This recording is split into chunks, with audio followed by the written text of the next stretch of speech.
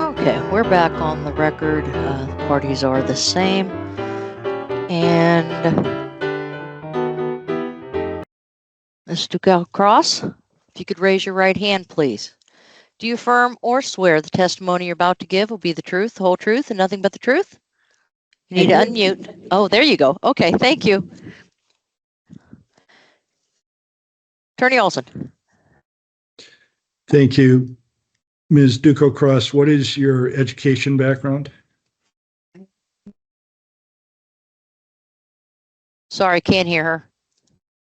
I have a master's in as a family nurse practitioner. I'm double boarded. And I also have a master's as a psychiatric mental health nurse practitioner. I have a bachelor's in nursing as well as an associate's degree in nursing. Are you licensed by the state of Wisconsin in nursing? I am. And since what year? Actually, 2007. When were you employed by Aurora? I returned to Aurora in May of 2016 as a supervisor of clinical operations, I believe was the title. In May of 2017, I transferred over to the Burlington and Lakeland coordinating. At the time, we were saying that the name changed to forensic nurse coordinator for Burlington and Lakeland. You said you returned to Aurora. Had you worked there previously? Many years prior. Okay. During what time period? I don't remember. I believe that was the time when I did nursing intern approximate. So 2000, I'm estimating, I believe 2006. I'm not sure. During what, during your last employment at Aurora, did you have two job roles? I did. What were those two roles? My primary role was coordinator of at the time it was the SANE program, sexual assault nurse examiner program. However, later, as I stated, we made that move over to, the name was changed to the forensic nurse examiner program coordinator. I'm showing you complainant's exhibit number 2. This is at ERD 006.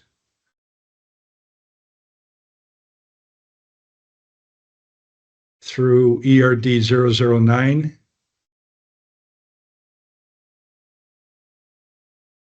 Is this the job description for your forensic nurse examiner coordinator position? For the coordinator position, yes. All right.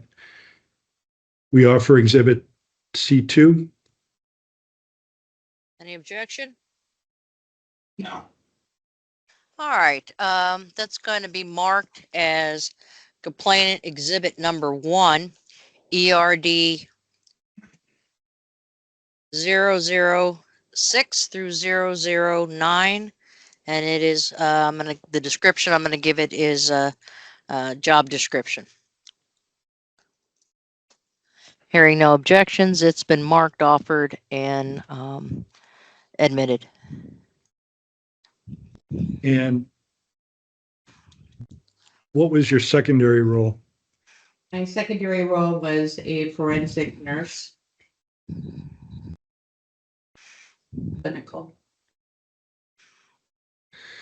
Would it be accurate to describe the first primary role as administrative in nature and the second role as clinical in nature? That is correct. And what were your hours in the coordinator role? My hours were from 7 a.m. until 5 p.m. Monday, Wednesdays, Thursdays, and Fridays. And where did you physically perform that work? As the coordinator, Yes. primarily at Burlington Hospital, but I also covered Lakeland Hospital.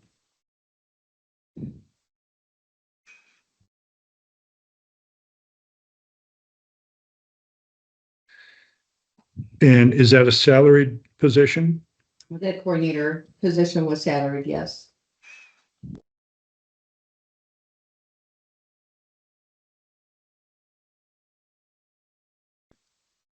And what were the hours of the SANE role or the forensic nurse role? As the coordinator, my job just, the on-call would be after hours of my office hours. So Monday, Wednesday, Thursday, Fridays from 7 after 5 p.m. How were you paid for your forensic nurse work? On the clinical role, it was an hourly.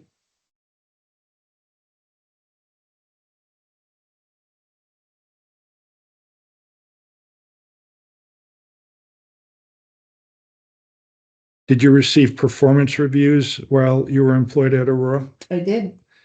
Did you ever receive a negative performance review? No, I did not.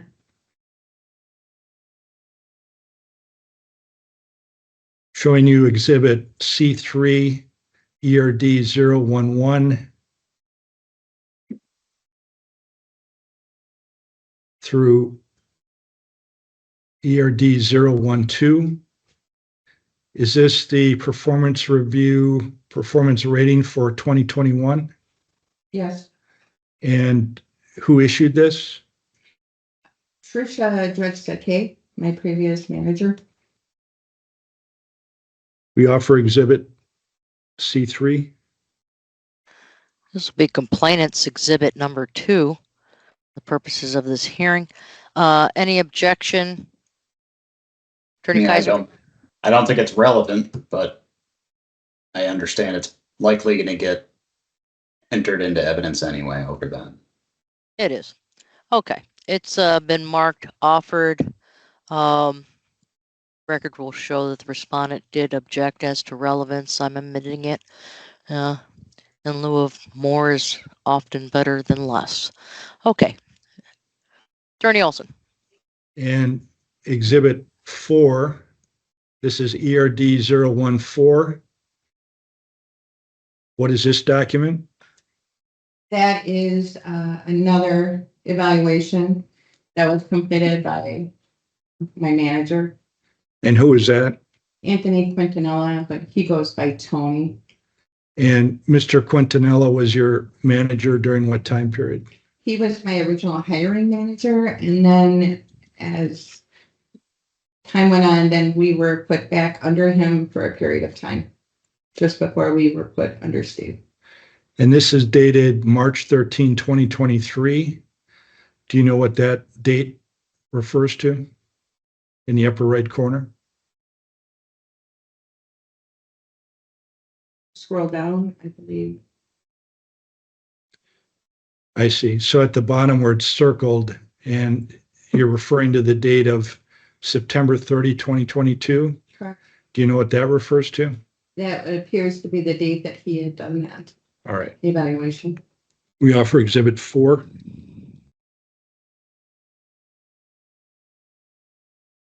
Okay, that's going to be marked as complainant's exhibit number 3, ERD 014. It's the evaluation of September the 30th, 2022 is the description. Attorney Kaiser? Again, it's not relevant.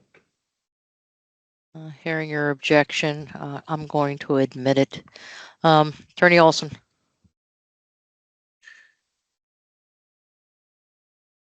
Ms. Duchow-Cross, you brought a complaint under the Healthcare Worker Protection Act in this case. What are you alleging jeopardized the health or safety of patients at Aurora?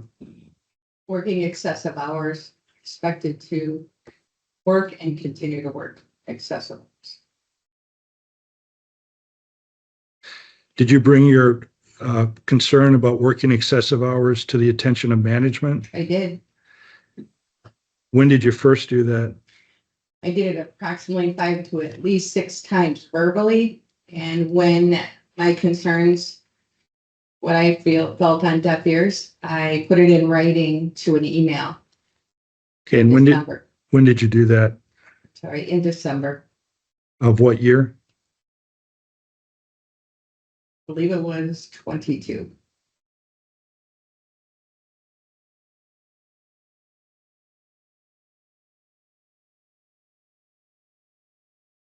This is complainant C6 ERD 020,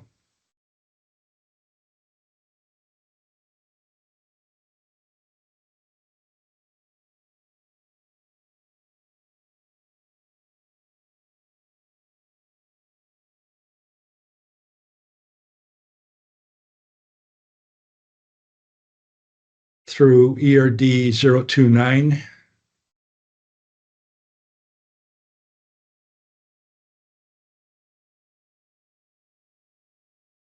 can you identify this document?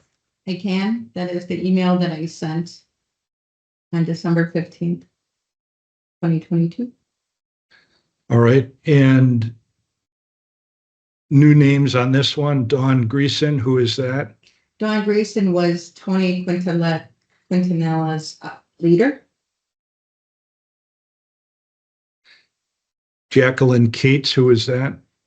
Jackie Cates was the interim ER manager just before Steve had gotten hired, and Jackie remained to help train Steve as the new ER manager. Orientate him.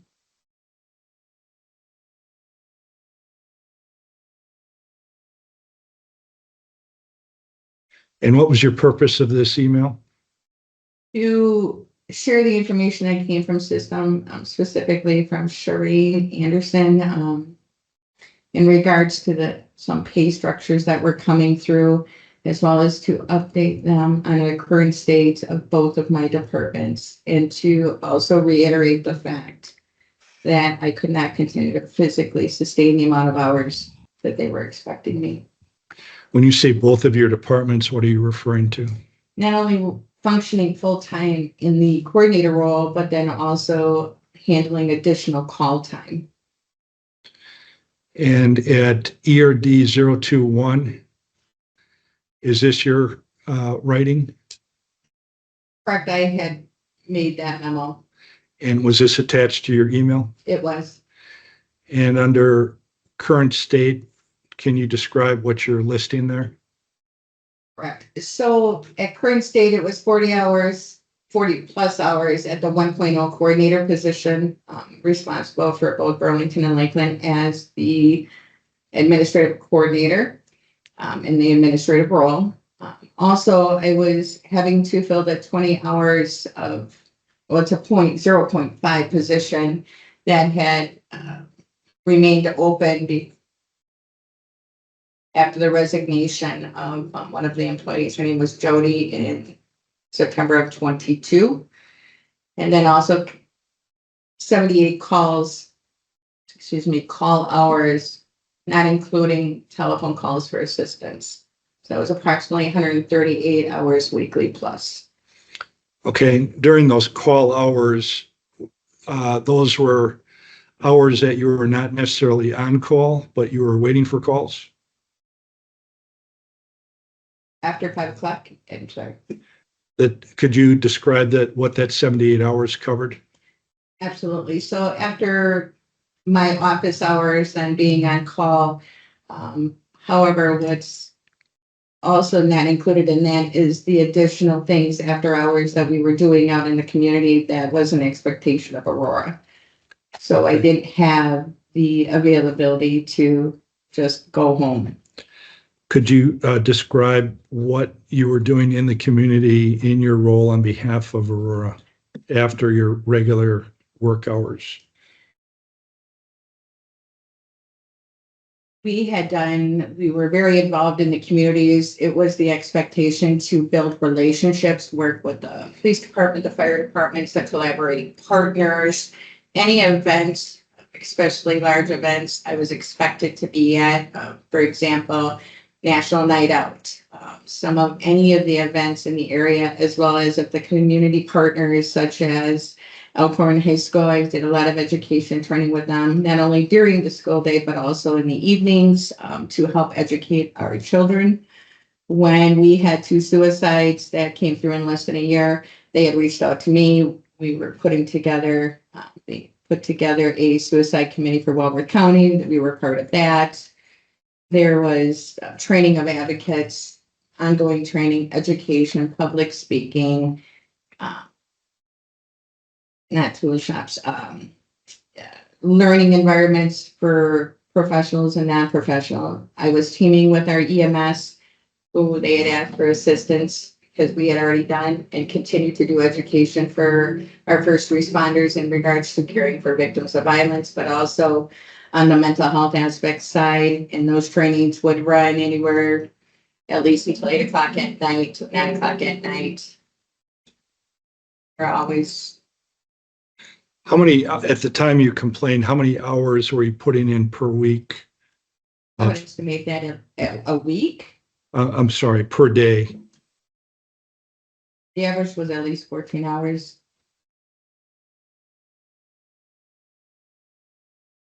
And that was 5 days a week or some other measurement? It could also include additional for weekends, depending upon, at that time, I was also on 2 board of directors representing Aurora.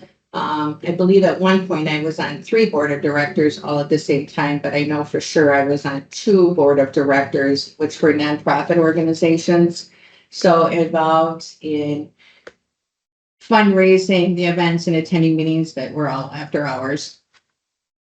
And were all of these at community activities that you've referenced in your board work covered under your salary as a coordinator?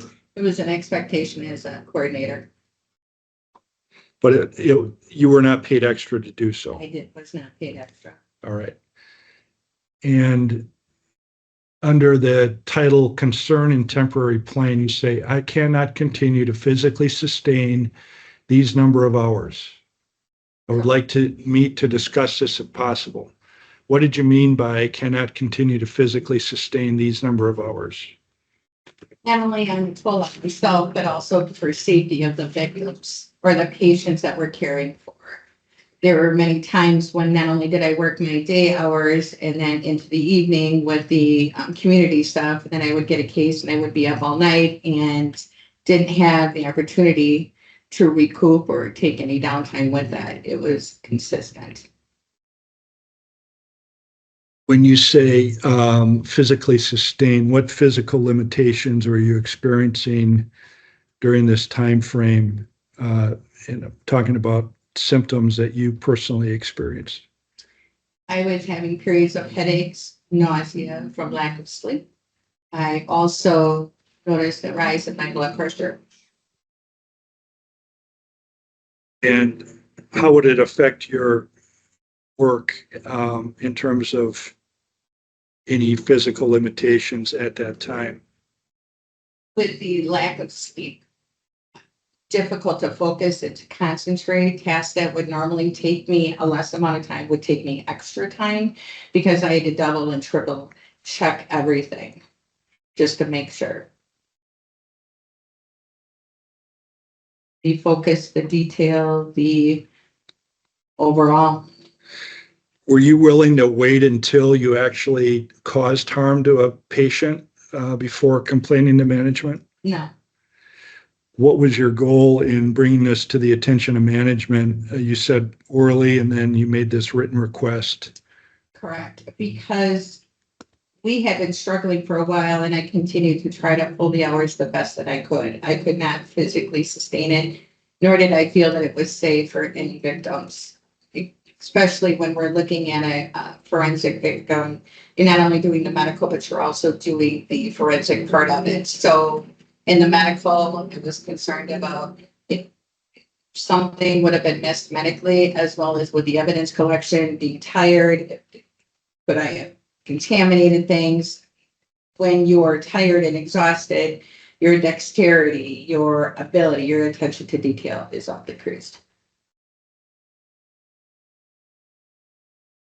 Part of your role involved giving testimony in cases that you investigated? Correct.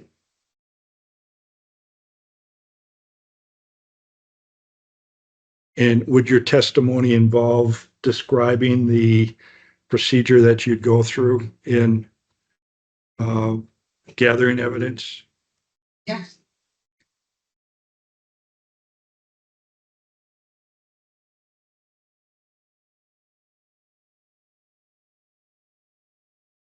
and I don't recall whether you said this specifically at the outset of your testimony today, did you have any credentials regarding your forensic nurse work? I had participated in the IEF and adult adolescent forensic course, or at the time, I'm sorry, it was the same course. And then I also completed the pediatrics same portion. And I believe that one was through the Department of Justice.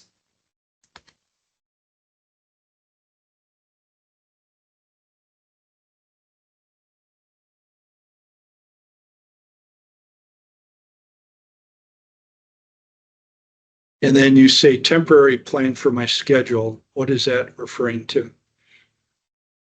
To just at least give us some extra time where I could, while we continue to try to market for staff.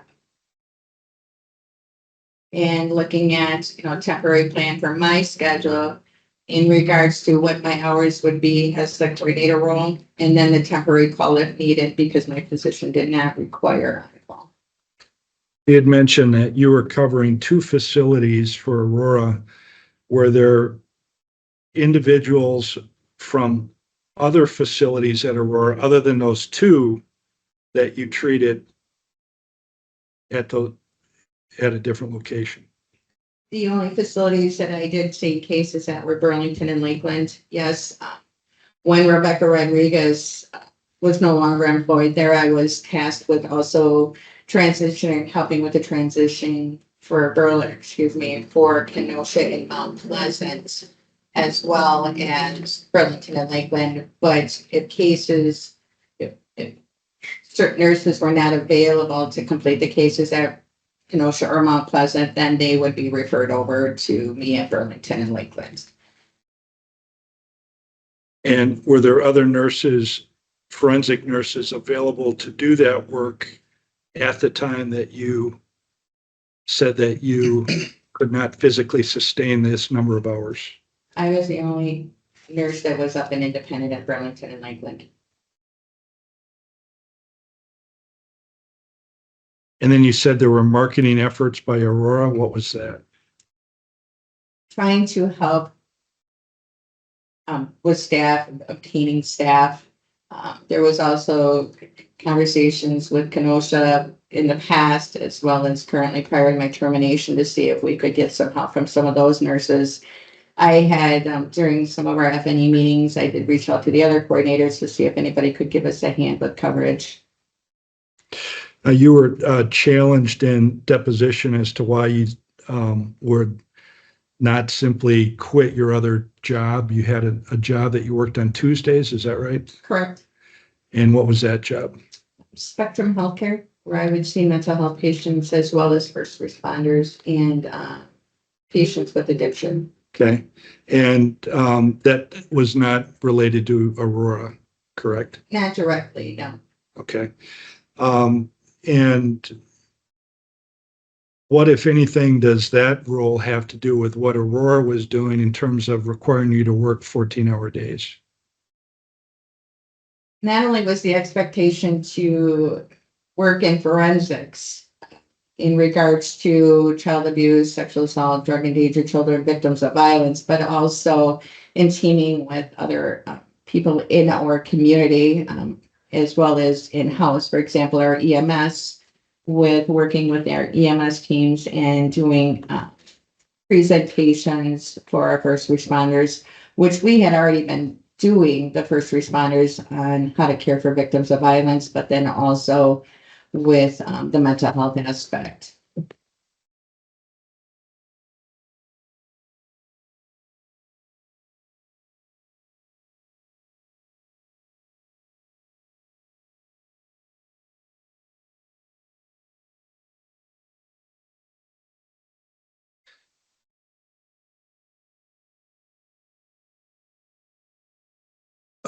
Quitting that other job would not have solved the problem of the 14-hour days with Aurora, would it?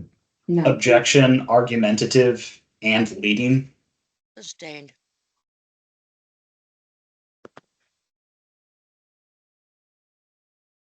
Did you have the meeting that you requested? I did. And when was that meeting held? Okay. In December.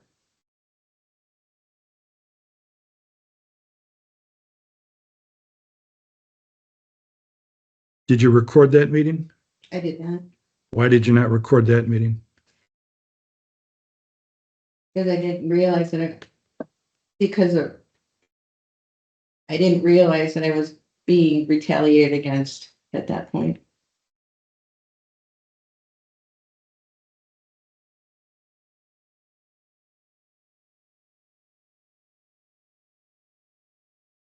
Looking at the rest of the attachments to Exhibit C6, why did you attach these items? Because that was the information that Shireen Anderson had shared in regards to some of the changes with compensation. Or the rolling out. We offer C6. What numbers Oh. does it start at? That starts at ERD 020. Is that 020 through 029? That's already complainant's exhibit number 4. That was the email from December 15, 2022 is how I've titled it with attachments. Very good. And I believe that it's marked, it was offered, and Attorney Kaiser, did you object to that one? No. Okay. I'm hearing no objection. That is going to be admitted. It- And that yes, is it was- complainant's exhibit number 4. That was starting at ERD 20, correct? Correct. 20 through 29. And we'll go over all the exhibits at the end of the hearing when we finally conclude.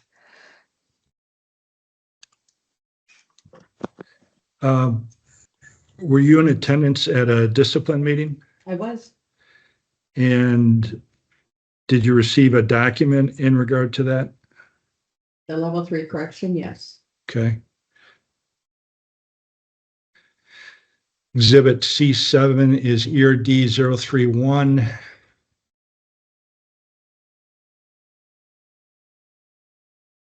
Through 033. And what is this? That, Ms. Duchow-Cross, is this the level 3 discipline notice that you received? Yes. Okay, I'm going to mark that as complainant's exhibit number 5. It's ERD 031 through 33.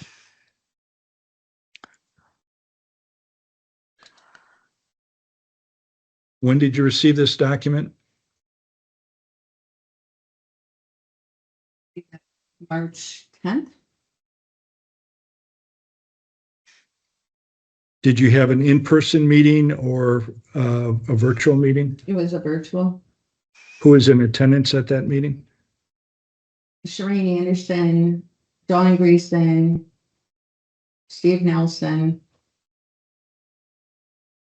I don't recall if Tony Quintanilla was there or Jackie Cates. I'm not sure about those two, but Shireen Anderson, Dawn Greason, and Steve Nelson. Had you ever received a level 1 or a level 2 discipline? No, Had you ever been disciplined for anything at Aurora prior to this? no.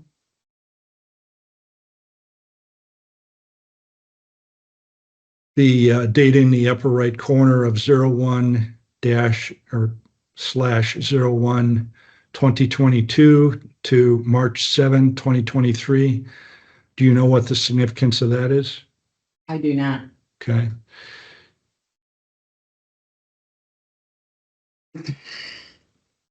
And so under manager evaluation, it says failure to follow pay practices, accurately record time, following charting policies, and follow scope of practice. So taking the first one that has a bold subtitle, requested call pay before patient arrived in ED. That ED is emergency department. Correct. And could you describe what happened here? On 4/7/22, I requested pay, it's what they're saying is requested pay from 15:44 to 04 AM. And that the patient arrived at 16:10. And also stated, also this is a weekday and some of your pay should have been captured as your regular salary. You want to keep going? So explain what actually happened. Not, I don't want you to read the document, Okay. but just describe in your words what the context of this was. So under this heading, it said requested call pay before the patient arrival in the ED. As it was explained, as well as my managers were aware that that had been a practice that we had done for over 6 years, and it was celebrated and encouraged with our collaborating partners, that they would reach out and notify. So I would get calls from patients, ERs, police officers, to let me know that the patient would be coming in, but also answering questions in regards to that patient care and any of the treatment at that point for them. And that's a practice, that is the way that I was trained, and that is the practice that we had for 6 years. The your payroll, was that approved by someone above you? My managers approved all of my time. Okay. And when you say it was celebrated that you would receive these calls from police, the ER, the patient, and possibly others, what did you mean by that? Because the mission of Aurora is to help people live well. And so living by that, by partnering with them. And so that also assists with making and establishing and strengthening community partners, as well as patients to trust in the care that they receive with us. And so it also, when looking at it, a victim of violence, it would also help limit the amount of time that a victim would have been in the emergency room, of course, unless there was something medically going on with that patient. So when I would talk to a patient, or if I would talk to an officer, I would say, okay, I'm 25 minutes from Burlington, to kind of get our timing so that we would arrive about the same time, so the patient wouldn't have to be waiting in the emergency room. And what other kinds of work would you do during the time between when you got the call and when you actually arrived at the emergency department? Well, we would be notifying advocacy, talking back and forth with the ER in regards to treatment, as well as letting them know certain things that we look for example, medical complaints and, testings, and talking to the patients, getting advocacy, rolling with that patient, talking with the officers, making sure that we're coordinating care. And had you ever been told prior to receiving this that the way you were recording your time from when the call came in was improper? No. I was trained, and that's the way that we continue to do it for 6 years, as well as the staff that when we did have staff, they were trained the same way as I was trained, and that the call started, the time started at when your phone rang. You heard the testimony of Mr. Nelson this morning that he said management had said, or he believed, numerous meetings with you telling you prior to this that you were not to record your time in that way. Do you agree or disagree with that testimony? I disagree with it. That is not the way I was trained. Okay. And with respect to the next one that says requested call pay before called by the ED and notified of same case, is that the same issue there in terms of you logging your time from when you got the call? So under that first one, Shireen had put requested call paid before the patient arrived in the ED. And that was a new directive that we had not followed in the past. and then requested call pay before the ED, before called by the ED and notified of the same case. And again, we weren't just called by the emergency room, it was patients, it was advocates, it was police officers, community partners. So when you say it was a new directive to not log in your time until you arrived in the ED, when was that directive first made to you? During that meeting, I believe that the meeting was in January, if I remember that meeting correctly. Okay. And January, so hold on, January year, because we've been talking about this when she got her level 3 correction in December. But what January meeting did they tell you about the time? It was actually March 10th of 2023, Judge. Okay. No, that's not correct. you can correct it. I believe that your question is when was I notified of it? And that would have been that second meeting. So it was the meeting in January where Sarah Staley, Shireen Anderson, Tony Quintanilla, Steve Nelson, and Don Greason were present. That's when it was shared with me that it was not correct. All right. And that was what year, though? 23? Is that correct? No, the judge is asking you when you received the directive that you were not to book your time until you arrived at the ED. Is that what? 2023. January 13 of 2023? Correct. Okay. Okay, thank you. And given these dates, these obviously precede that directive. Is that correct? Correct. Did anyone explain to you why they went back a period of several months to challenge you on these dates?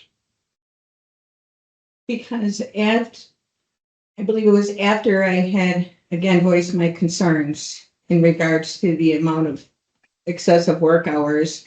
And there was also some bonuses that I was due for, and they had asked me to check to see if I did receive those. And as I was going through that, I discovered that there was numerous of my pay hours that had not the correct pay, or I was not paid at all for in regards to cases. And so I had brought that information up. I sent an email also to Don Greason, and I believe it was Tony and Steve Nelson in regards to, I had discovered also some missing pay.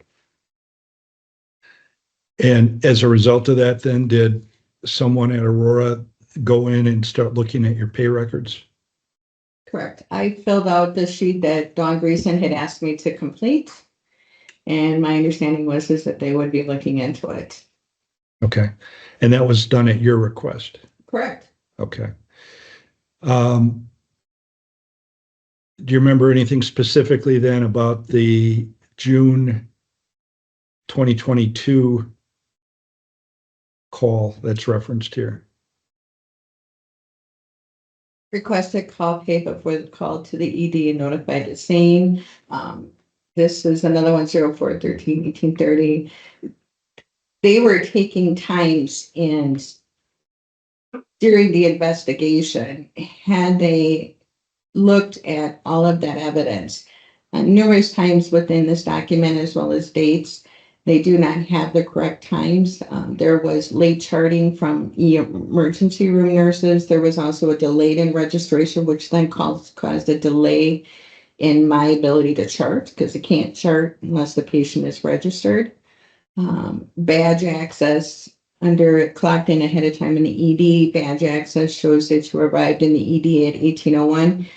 We don't usually use badge access as a verifier, and I'll give you a reason as to why. I mean, yes, you can consider it, but when I would walk into the emergency room, the ER already knew that I was coming in. I was on the phone with them, explaining to them.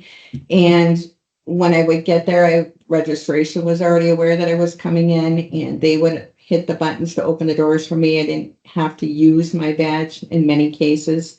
Did I use my badge at times? Yes, but it was not all the time.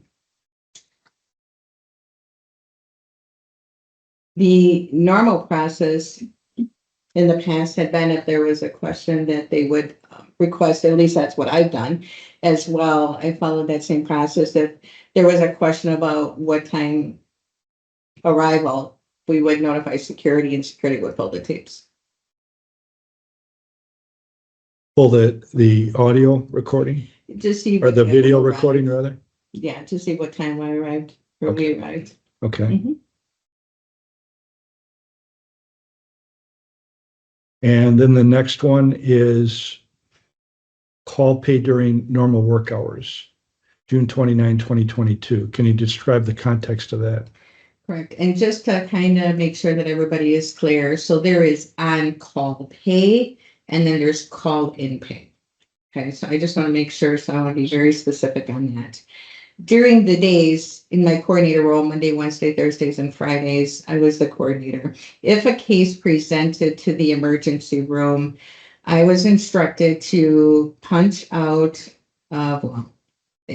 any case that I do would go under the secondary code. So you had two different codes depending on which hat you were donning at the time, either coordinator or forensic nurse. Correct. And if you doff your coordinator hat, you don your forensic nurse hat. Correct. They were two different job codes as well as responsibilities and pay. And so once you went under that new code, what did you understand was the difference in terms of pay? I would be paid my sane nurse wage because it would be dealing with a patient complaining of sane exam or sexual assault victim. That would not be my administrative, that was my coordinator. The pay in my secondary role was higher than my coordinator position. I was instructed that any case that we do would go over to the second job code. However, later it was explained to me that even though it would go over to the second job code and it was the job of being a nurse, that it would only be paid at my coordinator rate, which is a lower. And was that different from what it was paid previously Yeah, for the 6 years? yes, And once you put in the new code, switch from coordinator role to forensic nurse role, did you have any control over how your payroll was processed after that point in terms of the rate of pay or the hours of pay once you were punched in? no. The other thing I'd like to clarify as well is that I was given directive by my manager and all the staff when we did have it as well, followed the same directive, and that is that all of our time in regards to cases would be emailed. That would include the date, the location of the case. So for example, Burlington ER, Lakeland ER, as well as the time. And they would be sent to the administrative person and then they would be entering the time. We did not punch the clock. Our times were all entered by them. By them being who? The admin, that was a directive that was given to me by my managers. Okay. And I'm going so to pause you right here. When was that given to you? When I was originally hired in 2017, and my managers continued that up until just before I was terminated. once you were told we're going to do it this new way now, as of January of 2023, did you do it the way they told you to? I tried. Well, when you say you tried, what did you do to try? So I would follow their directive. However, when I would try to punch the Kronos clock, I did not have access to it. It would not take my punches. It didn't take my orientees punches. We would have to send emails, put tickets in. And did you communicate those technical issues to management? Yes, Did you do that in writing? yes. Okay. Was it ever resolved? We then went over to Simpler. I think it was approximately 2 weeks before Simpler was instituted. And when it went over to Simpler, there was some errors that I did have. I did communicate that. When you say there are errors that you had, what do you mean by that? From the system, not to do with me, but I would try to enter my time. Then there would be errors, which I understand there was some, I'm not sure if it was the glitching in the system, but I know that they were having some problems with, it was a new program, so it wasn't just myself, but getting errors.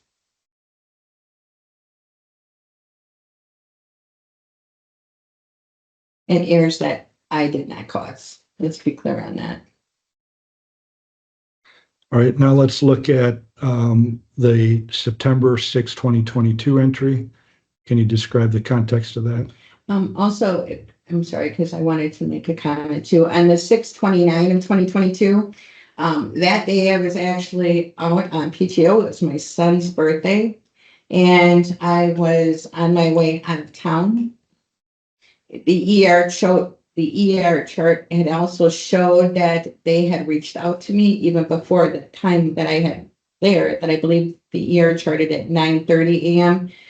to advise of a sane case and looking for direction. After I was speaking with the nurse, I spoke with the doctor, and the patient gave permission to speak with me. So I was speaking to her, and I said, okay, I said, let me turn around and I'll come in. I gave him my estimate ETA.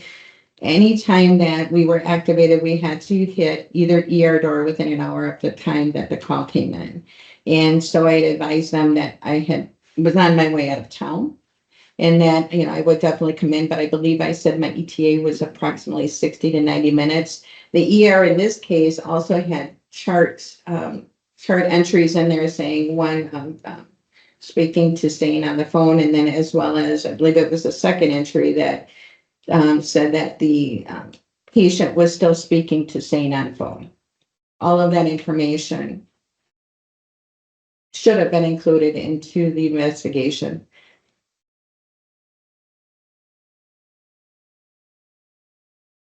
And with respect to the September 6, 2022 entry, what happened there?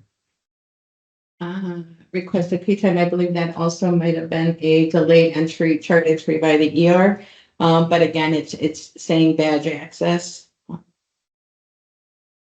would have liked to see the actual time that I did arrive that our security uses. I'm Okay. sure that is correct. All right, in the following paragraph, then it says there were inconsistencies in charting related to the timeline of care provided. Can you comment on that? Correct. I believe it was this meeting that I was told that the care provided when you were at the bedside with the patient. I said that is not the way that we've been trained, that we deliver care, especially during the times when I would get a case, that care would start the moment that I got the call. I accepted that patient and, starting to get the key members in place as well as the resources and everything that we needed to do for the patient. And then it said, one of the questions with that is they would say, well, what time did you get to the bedside? Did you, questions such as that. Yeah, right there, assume care for the patient. I advised them that I assumed care for the patient at the moment that my phone rang and I accepted that patient.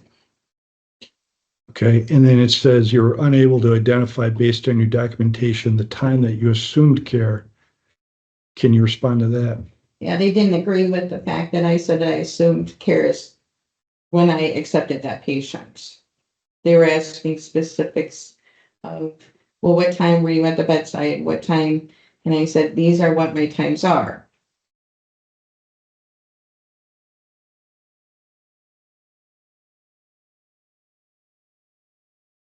And then the bullet points is, let's take a look at those.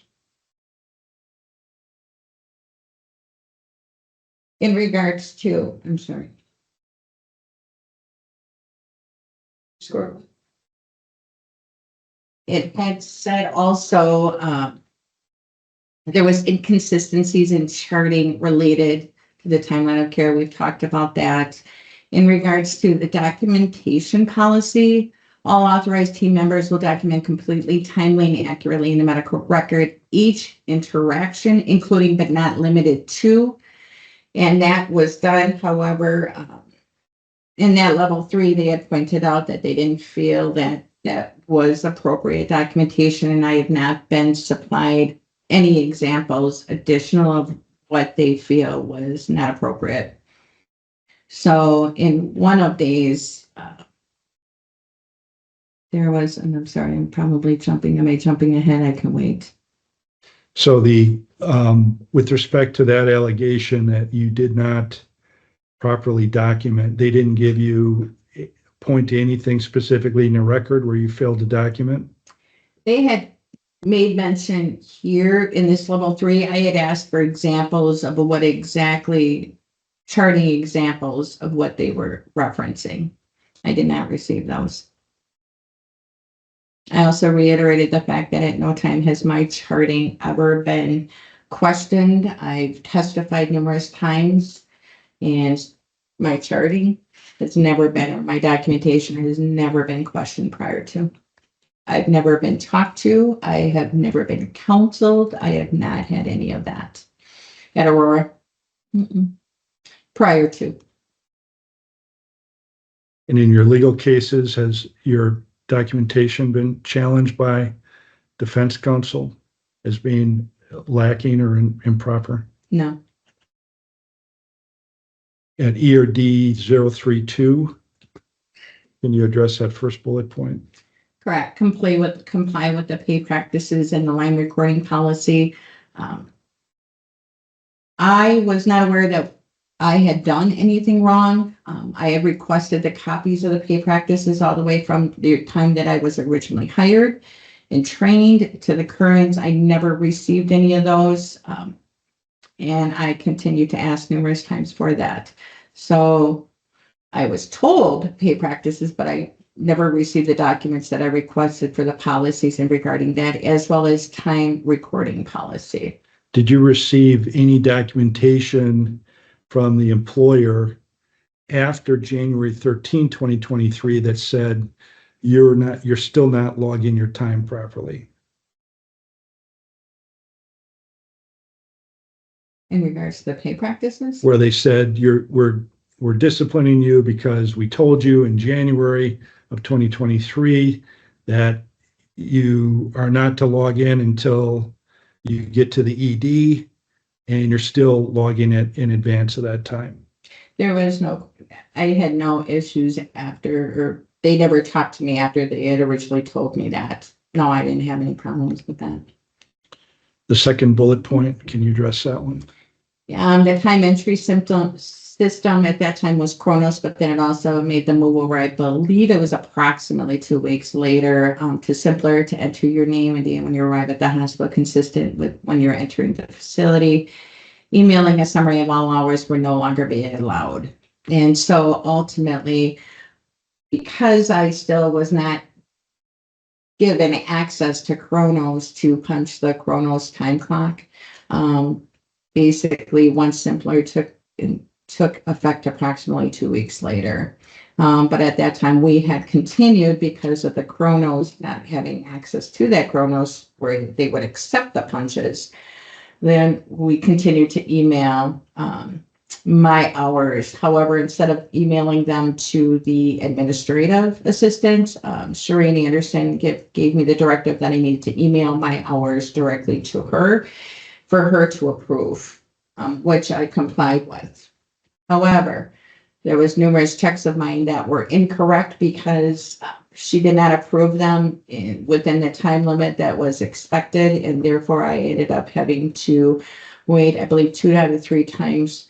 My checks were incorrect, and then I would have to wait an additional 2 weeks before I could get my correct pay.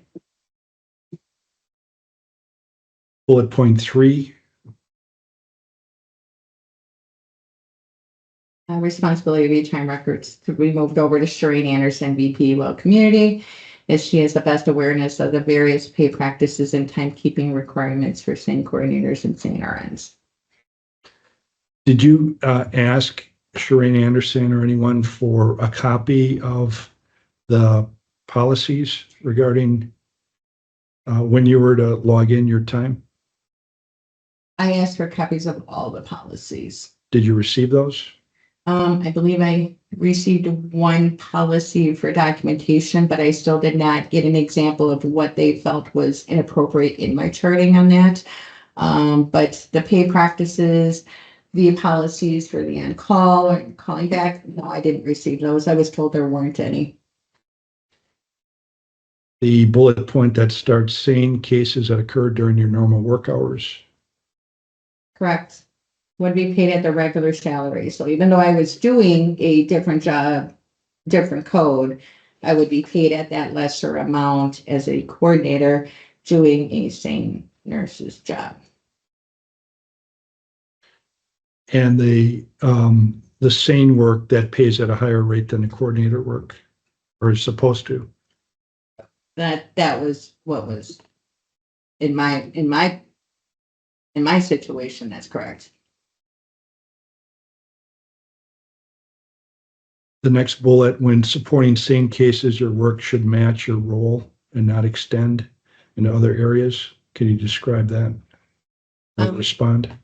Correct. So ultimately, originally, it was always celebrated and encouraged that I would work with the other teams, not only the emergency room teams, especially in times of high censuses. I would respond to the emergency alerts, any trauma alerts, medical emergencies, rapid responses, things like that around the hospital. But it was also encouraged anytime, as Steve actually had shared this morning as well, is that the ER would call me quite a lot to assist with a patient.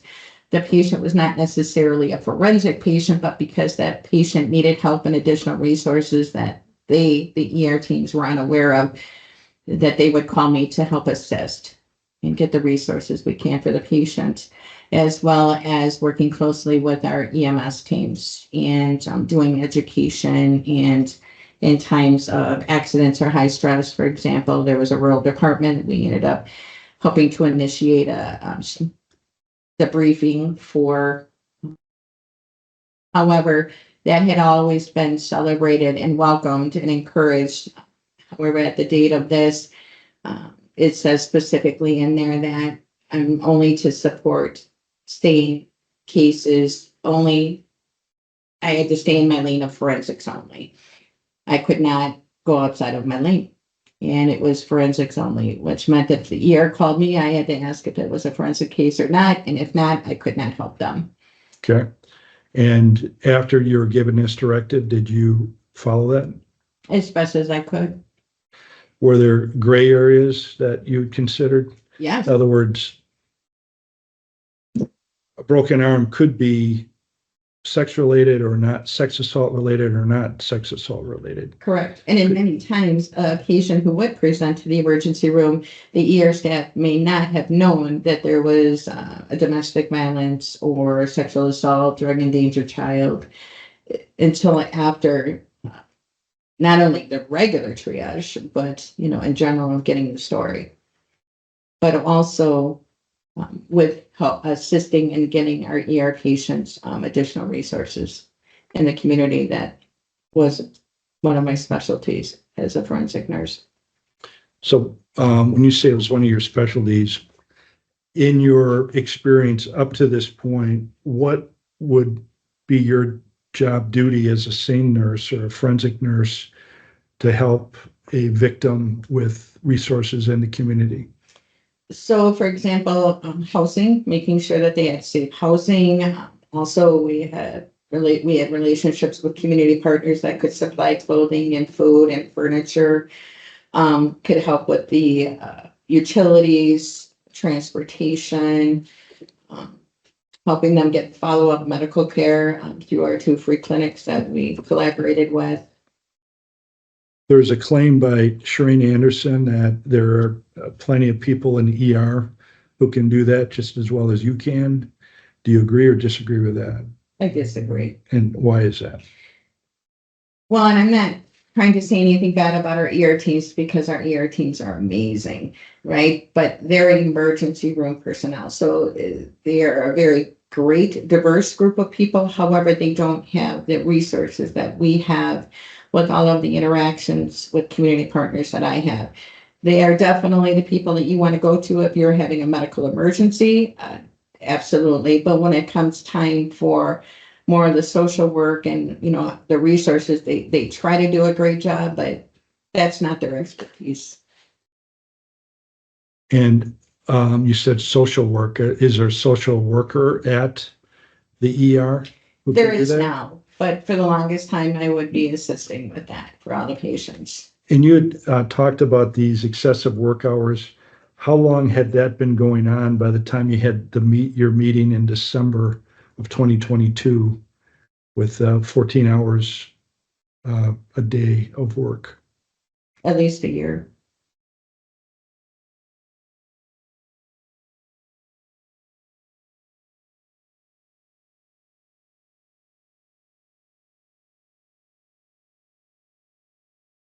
The next bullet point, work with the leadership at Kenosha and Mount Pleasant to create a shared on-call schedule. What do you recall about that? Correct. We had been trying to do that for a long time. Who is we? Well, at the time it was Rebecca Rodriguez, who was the coordinator for Kenosha and Mount Pleasant, to assist. Rebecca was no longer with the organization. And then I was tasked with assisting with the transition, working with Gretchen McCracken, who was the ER manager out of Kenosha in the interim until they had hired somebody for Kenosha and Mount Pleasant. And so I ended up having to pick that up as well as having to cover my own two sites and being the only up and independent at Burlington and Lakeland on top of that.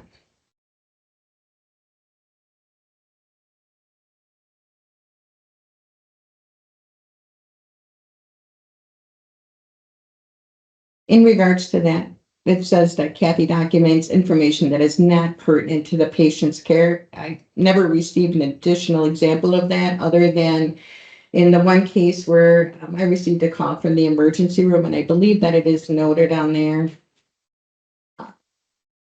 Yeah, the misuse of time, I believe, is that one, where the ER had called and stated that they had a patient in the emergency room who had abdominal pain and they were looking for safe housing. When I went to see the patient actually had a domestic violence history, and she denied a SANE exam, which a SANE exam at that point wouldn't have been appropriate anyway, because number one, there wasn't a recent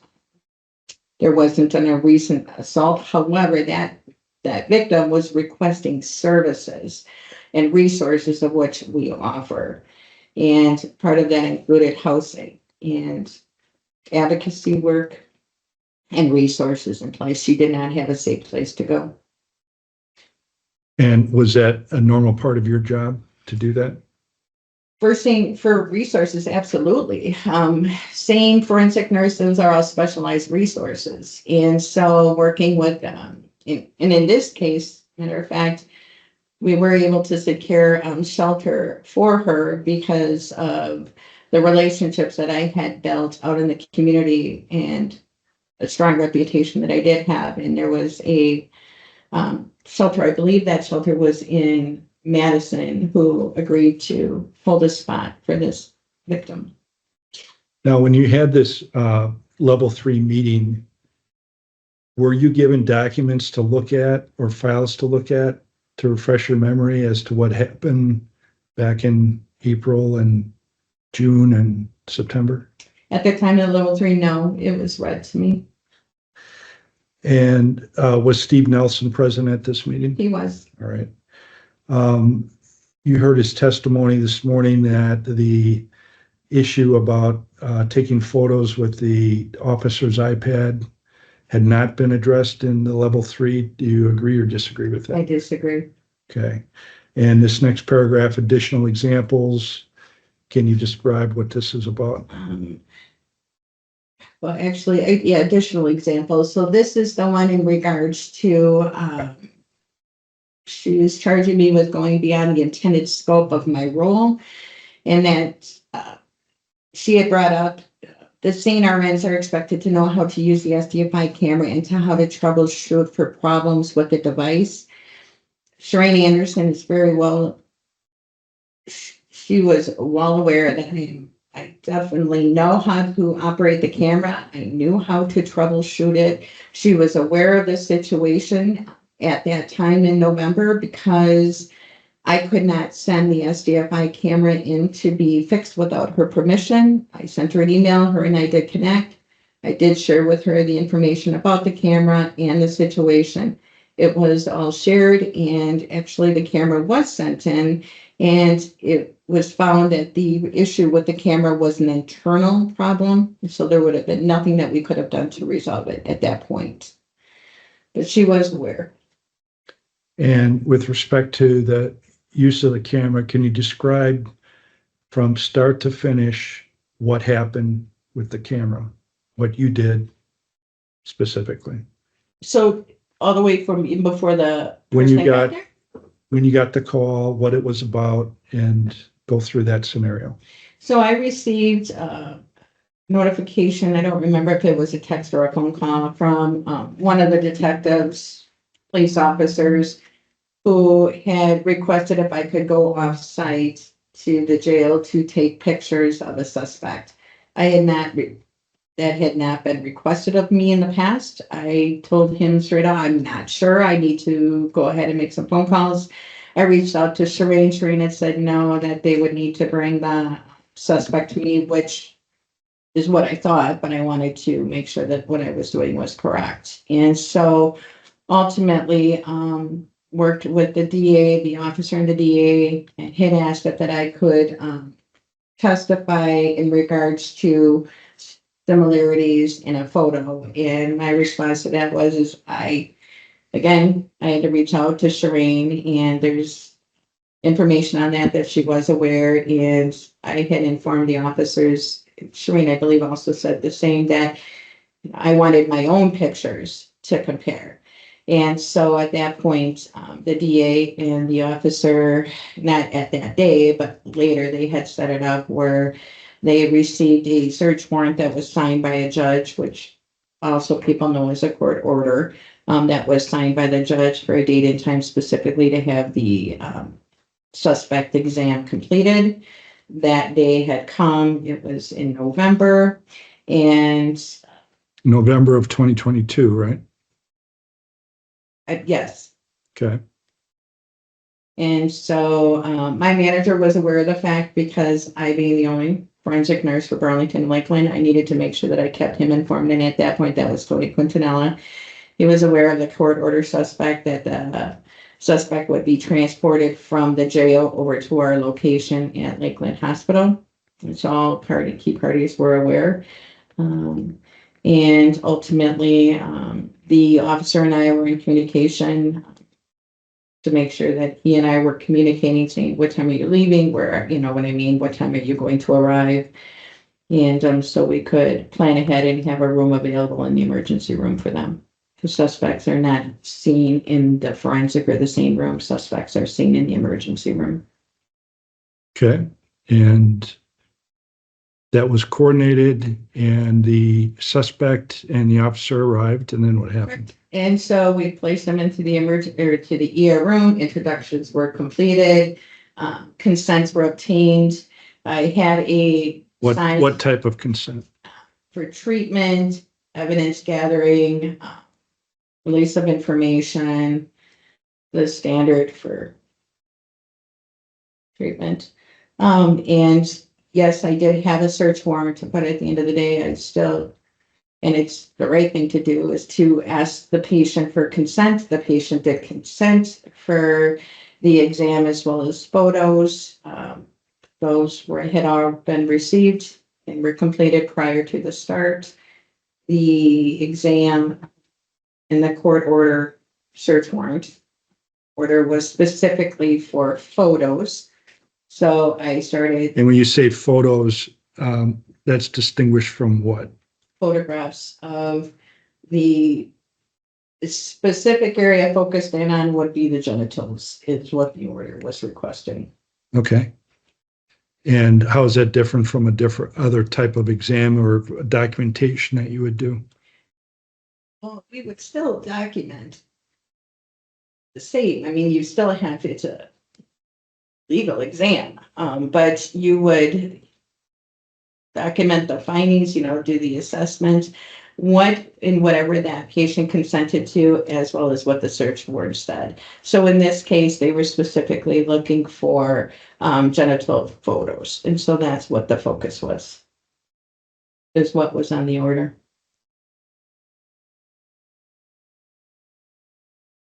So would it be possible to just do a mapping or something instead of a photo? During the exam, the photos stopped focusing and capturing. And so at that point, I did everything that I knew how to do and that I've done lots of times that has resolved the issues in the past.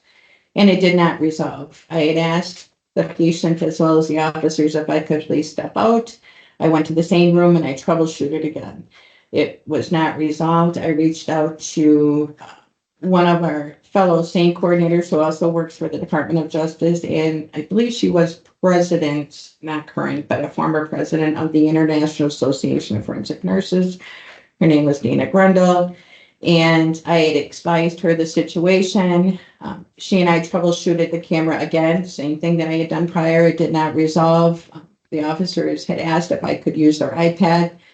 I said I didn't ask that. Before you get into that, you said that you knew how to troubleshoot the camera. Did you have prior experience in troubleshooting the camera? I was trained and from use and experience.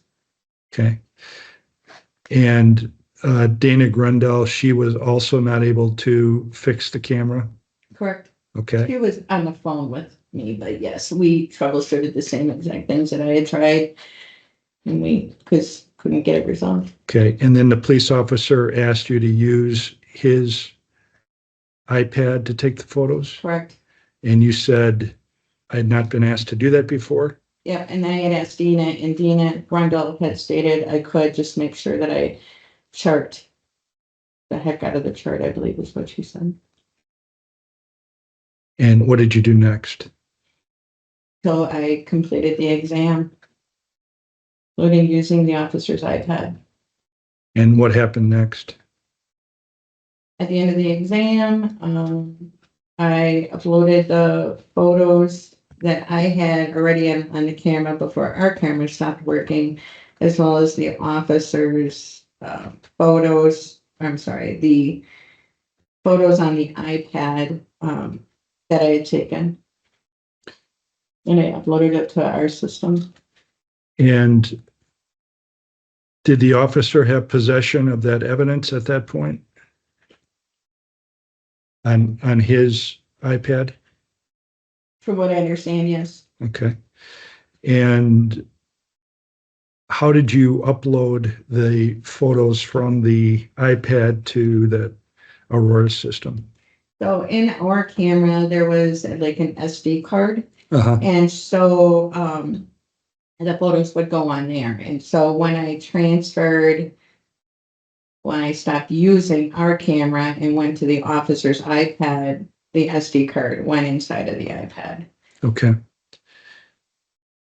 I know during one of these meetings that we had, I was told that it needed to be formatted. I said, I don't know what I do recall. Again, that meeting, this case was in November. And so it was many, many months later. But he said, I remember having the SD card, but there was no formatting that I recall ever having to do.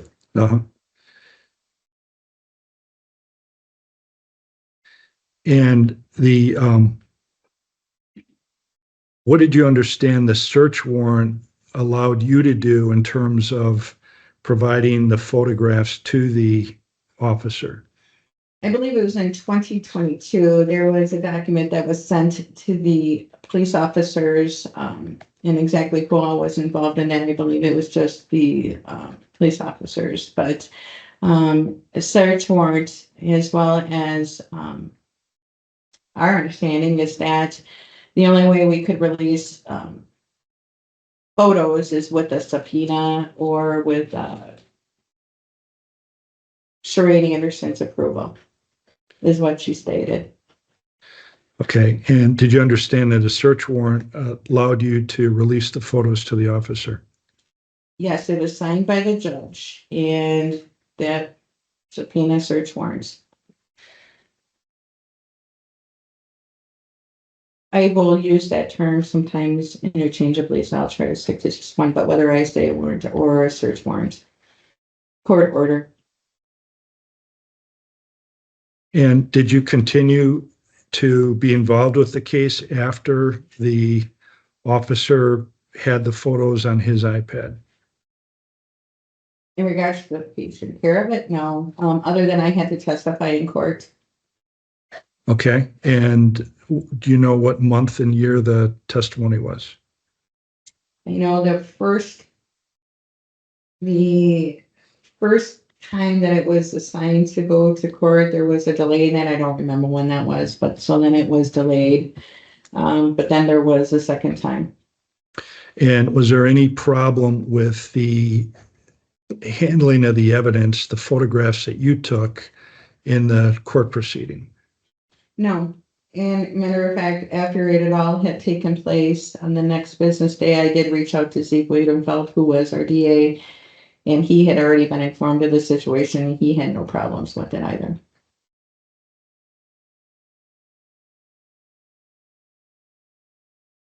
And when you took the stand, did defense counsel challenge the way that the photographs were handled, being taken through the iPad? And No.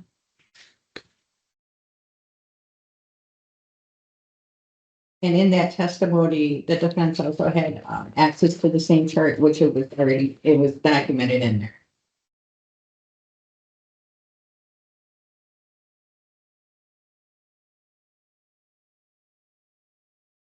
And this says that you were functioning as a law enforcement agent versus independent sane. Do you agree or disagree with that? I disagree with that. And then it says you could have documented the findings on our body map. Yeah, that's not a true statement. What's a body map?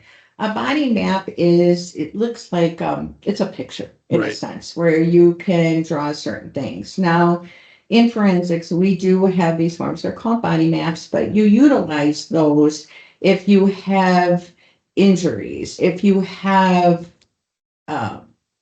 like findings, not normal findings, you know, tattoos. I believe the example was like grills or something. Mhm. You know, that's what you document on. In this case, a body map is not appropriate because there was no injury, there was no significant findings. It's not appropriate. This was your photos were designed to compare a prior set of photos of the guy's genitals. Is that right? To do the similarities. So when they reached out to me, the DA as well as the officer, and I told them that I am not a penis expert. And so ultimately, you know, if I take pictures and I had this all cleared first, I talked to our legal and I talked to Shereen Anderson, was aware of it. And it was similarities of what's in my photo compared to what their photos were. And would drawing a picture be able to show what those similarities are No. instead of taking a photograph? No, because there was no injuries. There was nothing, Yeah. you know, there weren't any birthmarks or scars or any abnormalities that would have been appropriate for a body map. Body map is for things that are outside of the norm or an injury.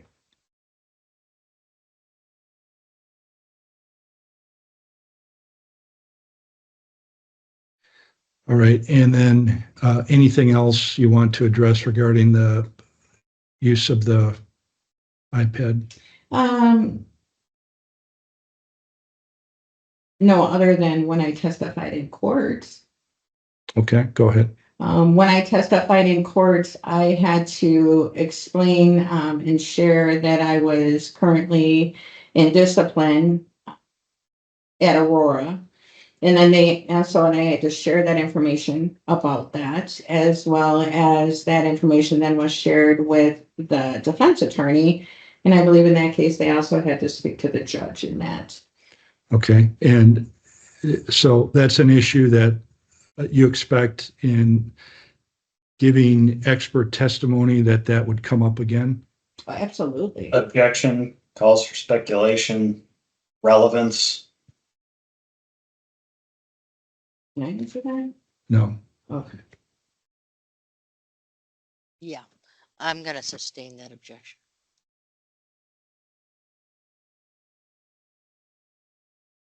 You're welcome to ask it a different way if you think you can, Attorney Olson.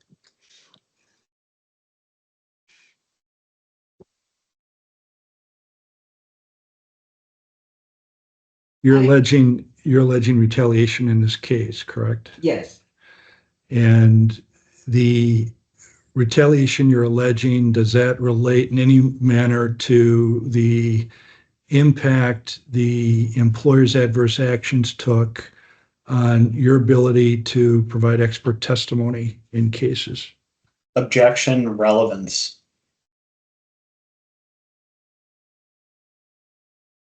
Can I answer? No. That has no No, bearing no. on the, it Hold has on no one bearing second. on the issue of whether or not the disciplinary actions in this case were in violation of the Healthcare Worker Protection Act. Yeah, I think you're going a bit afield with that particular question. You're welcome to try a different way. So the terms of relevance, it is relevant to the significance of the retaliation in terms of it having a substantial impact on the complainant. I think that It- might be more appropriate when you get to a merits hearing, if you get that far, in terms of justifying the impact, any remedies you're seeking, and that sort of thing. But here we're just at the probable cause stage, so I don't think it's relevant for the purposes of today.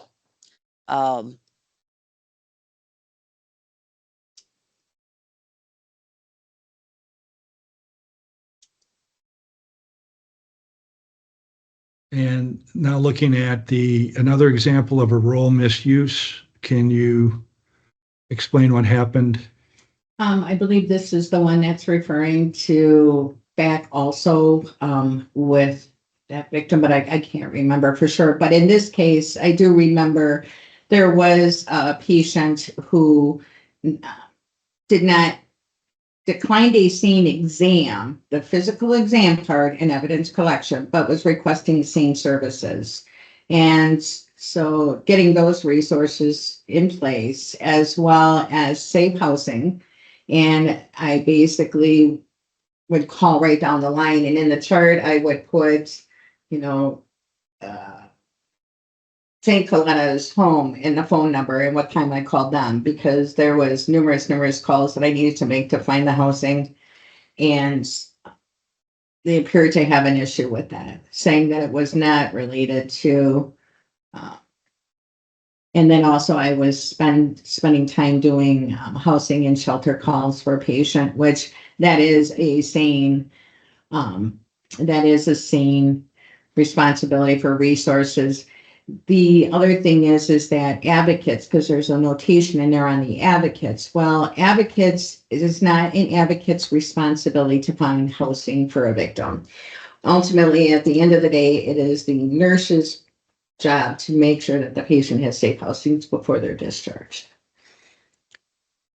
So you're distinguishing a nurse from an advocate? Correct, because there was comments made there that, I believe it was on this one, but there had been comments that was made that I was misusing my time as a sane nurse and that I was not doing non-sane tasks, which that is not true. Safe housing for any patient, let alone a victim, is a task of the sane. And they're saying that it's not the role of an on-call CNRN to perform the work if it can be handled by advocacy or any other ED team member. And again, Our ED teams are great, but they don't have the resources in after hours. There was not a social worker or case manager available to those teams, which is why they would call me.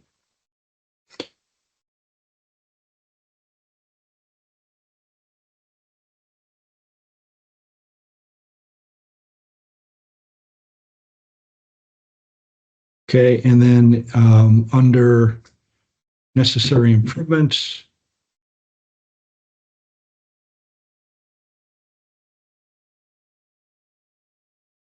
adhere to all department organizational policies and procedures. After you, go ahead. I've tried. I never received the policies. I think there was only, like I said, one or two, but all of the policies that I requested, I did not get. And then I was told that we didn't have any. Complainant offers C7. No objection. Okay, is that what we just went through, the level 3 discipline notice? Yes, it is. Okay, that was marked as complainant's exhibit number 5. Bates number is ERD 031 through 033. I've put down the description as a level 3 disciplinary notice. It's been marked, offered, and hearing no objection will be admitted.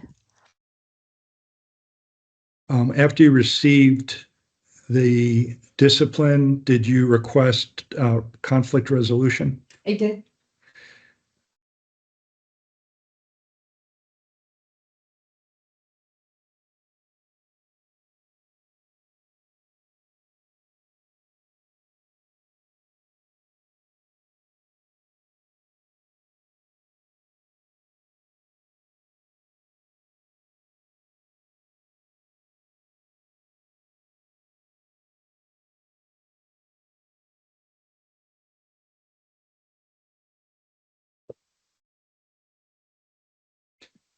This is complainant's C13 ERD 119 through 121. Can you identify this document? That is the document to request conflict resolution. And is that your handwriting on the document? That is.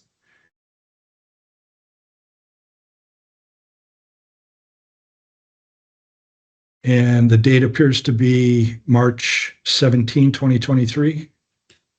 I believe that's what it says. Okay, and that's your signature. Correct. To whom did you submit this form?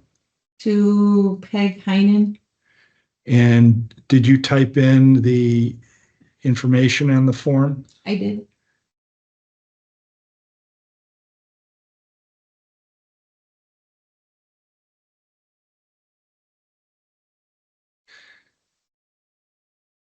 And you say here that you've requested a written copy of pay practices. Why did you want those? Because in over 6 years, I had never been in trouble. Nobody has ever told me anything that I had done was wrong, not only with pay practices, but with training and charting and scope, all of that. And so ultimately, I wanted to, now being told that I failed to comply with pay practices, I had asked for the original pay practices up to the current because I wanted to see the policy to see exactly what I did do and what I didn't do right or wrong. Did you ever get a copy of a policy that said you were not to log in until you got to the ED? No, I did not receive a policy on that.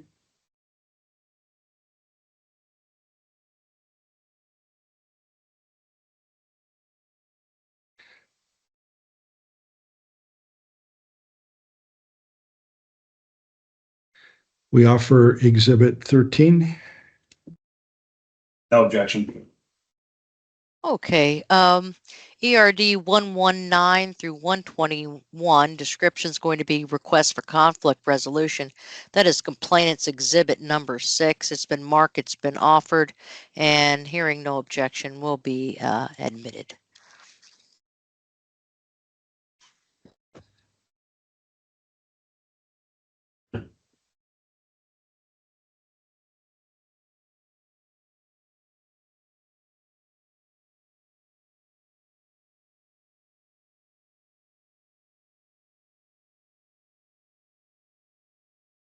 And Exhibit 11 is ERD 089.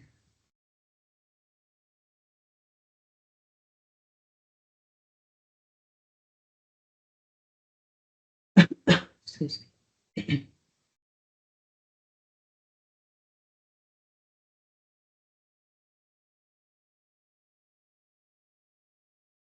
Through ERD 115. This is a series of emails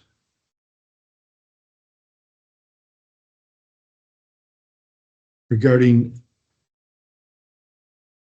your request for time card access and approval. Yes. And why did you issue these emails?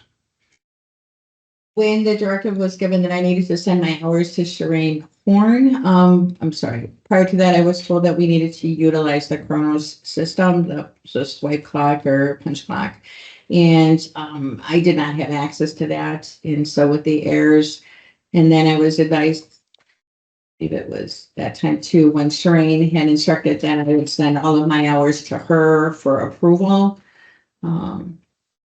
which I had complied with. However, though,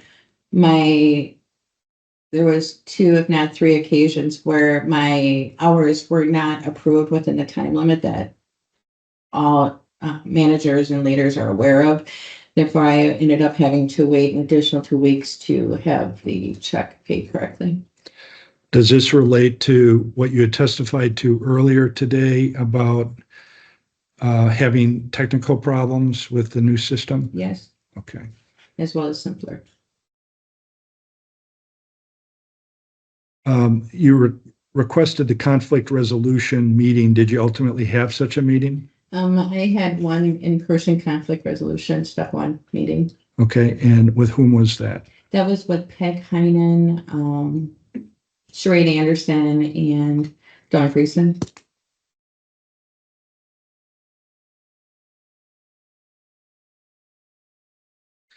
We offer Exhibit C11. Okay, that's marked as complainant's exhibit number 7, ERD 089 through 115. And those are going to be the emails requesting time card access approval. I believe that's what was stated. They've been marked, they've been offered. Attorney Kaiser. There's a lot of emails there. I don't think we discussed any of them really in substance. And also, I just want to throw it out there that this is a healthcare worker retaliation case. It's not a wage claim. Ms. Duchow-Cross has a parallel wage claim that's still being investigated by the Labor Standards Department. So I don't know what relevance Respondents Exhibit 11, now Exhibit 7, has to the healthcare worker retaliation claims.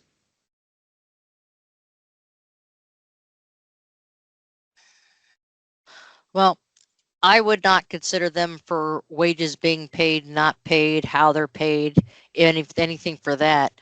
More so for the fact that she received disciplinary action for, how does that relate to, what are they disciplinaring? What is she receiving discipline for?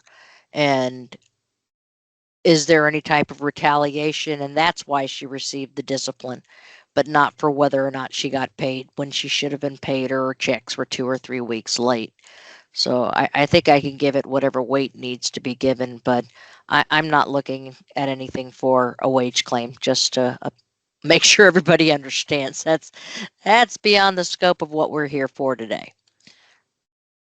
Okay, so I'm going to admit it over your objection, and I will give it the weight it should receive for whatever limited purposes that may or may not be relevant. Okay. How much more do you have, Attorney Olson? And the only reason I ask is because I've got an alarm going off here. I'm type 1 diabetic, and my glucose has significantly dropped to an alert status. So I would say I've got enough here that it would make sense to break now and then continue after a midday break. Okay. And so, and the short answer is less than an hour, but more than a half hour, I would Okay. say. All right. So would this be an okay time to take a break? That Or makes is it- sense to me. Okay. I just I didn't know if you were on a roll. No, You know that's me, I fine. don't like to disrupt people's momentum. Right. So my apologies for that, but Nora, your glucose. well, it's at 50 something right now, so that's significantly low. I need to Yeah. get some sugar real quick. So why don't we? It's 12:38. What does everybody want? You want an hour? You want 45 minutes? What would you like? I would suggest 1:30, but I'm Okay. open for suggestion. All right, Attorney Kaiser, how's that work for you? That's fine. Okay, let's be back at 1:30 then, everyone. Very Thank good. you. Thank you. Oh,